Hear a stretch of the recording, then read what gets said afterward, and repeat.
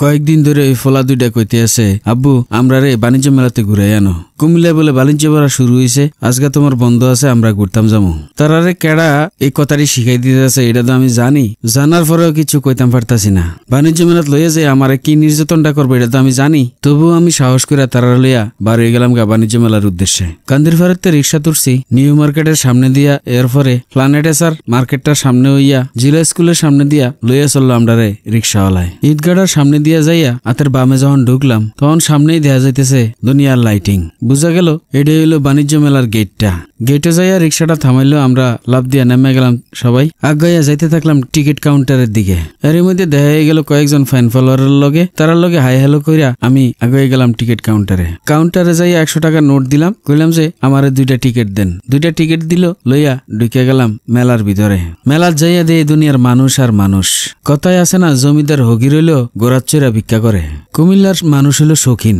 গরো বাতে সেল থাকুক আর না থাকুক, মেলাত না এলে কি চলে। মেলাত ঢুকে দেখি এনো আসলে বেড়িয়াইতের প্রাধান্যটা বেশি। এই ভিড়ের ভিতরে মহিলা মানুষের লাগে আড়ন যায় না। মেলার ভিতরে জিনিসপত্র যা উঠছে তা বেশিরভাগই মহিলার। আর ভিডিও বেশি করতাম পারছি না, কারণ এক হাতে ফোলারে খাবলা দিয়ে ধরছি, আরেক হাতে পকেট খাবলা দিয়ে ধরে রাখছি, কারণ কেডা কোন দিয়া ভদ্রতার খাতিলে কামডা করে দেয় কখন যায় না।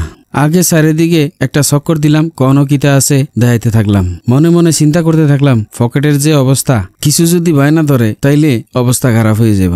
পকেটের যে অবস্থা, যে ফলাটা বেশি বেগারতা করে তারে আগে দিয়েই একটা ফাঁকির বাসা কিনা দিয়া তার পুরা মনোযোগটা এটার ভিতরে লই আইছি। বাকি রইল বরফোলা আর বউ। আমি জানি বরফোলাটারে 50-100 টিয়ার কিছু খাওয়াই দিলে তে আর রাওমাত করতো না, যার কারণে খানার দোকান চাইয়া হেন দাঁড়াইলাম, তারে আগে ঠান্ডা করলাম।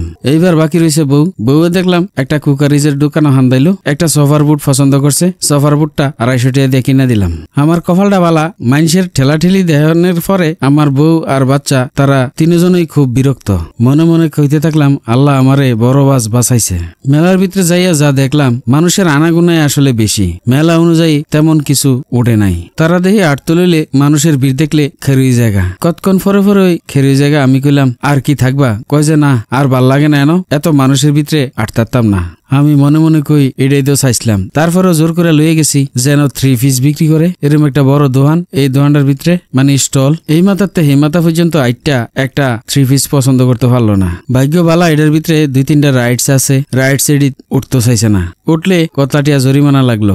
মেলার ভিতরে জিনিসপত্রের দাম খুবই বেশি, খাবারের দামও বেশি। মেলা কর্তৃপক্ষের কাছে অনুরোধ, এই দামটি আপনারা নিয়ন্ত্রণ করেন, কারণ মেলার ভিতরে জিনিসপত্রের দাম হইব কম, যাতে মানুষ জিনিসপত্র কিনতে আগ্রহী হয়, আকৃষ্ট হয়। এটা যদি করতেন না পারেন মেলার উদ্দেশ্য সফল হইতো না। যাই হোক, আজকের ভিডিও এই পর্যন্তই। ভবিষ্যতে আপনারা লগে দেখা হইব অন্য কোনো ভিডিওতে অন্য কোনো বিষয় লিয়া। এ পর্যন্ত আপনারা ভালো থাকেন, সুস্থ থাকেন, সুন্দর থাকেন, আর আমার পেজটা ফলো দিয়া বেলাল ভাই লগেই থাকেন।